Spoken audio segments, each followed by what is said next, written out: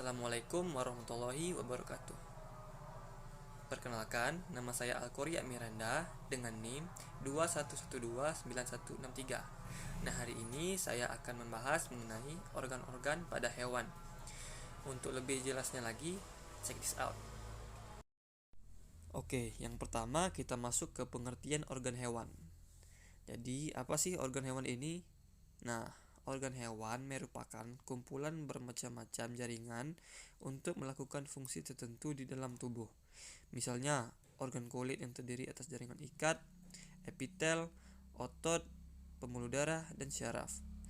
Nah, berdasarkan letaknya, organ hewan dapat dibedakan menjadi dua macam, yaitu organ dalam dan organ luar. Contoh organ dalam adalah paru-paru, jantung, lambung, limpa, hati, pankreas, dan usus. Nah, sedangkan organ luar adalah kulit, telinga, mata, dan hidung. Selanjutnya kita masuk ke macam-macam organ pada hewan. Yang pertama kita masuk ke sistem pernapasan. Nah, fungsi dari sistem pernapasan ini adalah untuk mendapatkan oksigen dan mengeluarkan karbon dioksida untuk memperoleh energi dengan menyederhanakan senyawa organik. Contoh dari organ sistem pernapasan ini adalah hidung, trankea, bronkus, dan paru-paru. Selanjutnya kita masuk ke sistem peredaran darah. Nah, sistem peredaran darah ini berfungsi untuk mengangkut sari-sari makanan dari usus halus ke seluruh tubuh. Nah, sistem peredaran darah ini dapat terdiri atas jantung, darah, pembuluh darah arteri, vena, pembuluh limpa, dan kelenjar limpa, serta cairan limpa. Selanjutnya kita masuk ke sistem pencernaan. Nah, fungsi dari sistem pencernaan ini untuk mencerna makanan agar bisa diserap tubuh.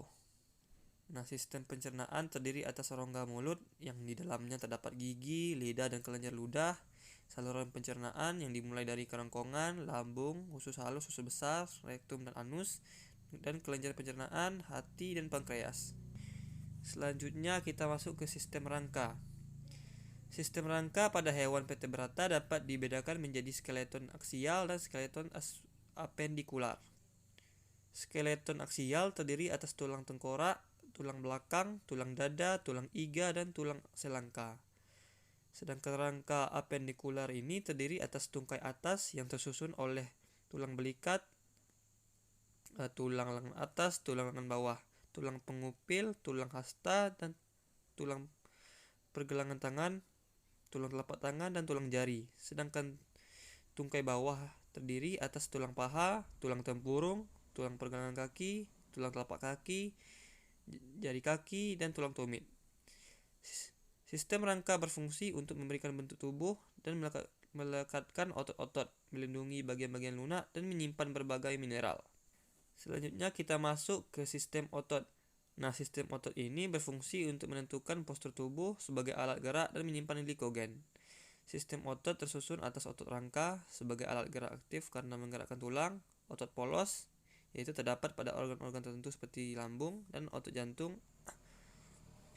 Selanjutnya kita masuk ke sistem saraf. Nah, fungsi dari sistem saraf ini adalah untuk menerima dan merespon rangsang dari luar.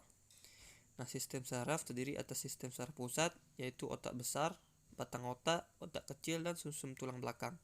Sedangkan saraf tepi terdiri atas 12 pasang saraf otak dan 31 pasang saraf punggung.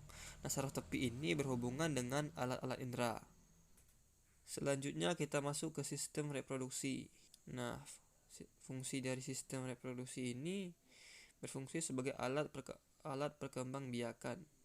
Sistem reproduksi pada jantan terdiri atas testis, vas deferens, ductus epididymis, kelenjar prostat, dan uretra. Sedangkan sistem reproduksi pada betina terdiri atas indung telur, rahim, oviduk, dan vagina. Selanjutnya kita masuk ke sistem ekskresi. Organ sistem ekskresi meliputi kulit, yaitu yang terdiri dari kelenjar keringat dan untuk mengeluarkan keringat, paru-paru mengeluarkan karbon dioksida dan uap air. Ginjal terdiri atas berjuta-juta nefron, ureter, kantung kemih, dan uretra, serta hati. Selanjutnya sistem hormon. Nah, beberapa organ dalam tubuh menghasilkan hormon seperti ovarium, testis, pankreas, kelenjar anak ginjal, hipofisis, dan kelenjar gondok. Dinding usus halus dan lambung juga mengeluarkan hormon untuk merangsang pengeluaran enzim. Nah, itulah yang dapat saya sampaikan. Apabila ada kesalahan, saya mohon maaf. Saya tutup dengan wabillahi taufiq wal hidayah. Wassalamualaikum warahmatullahi wabarakatuh.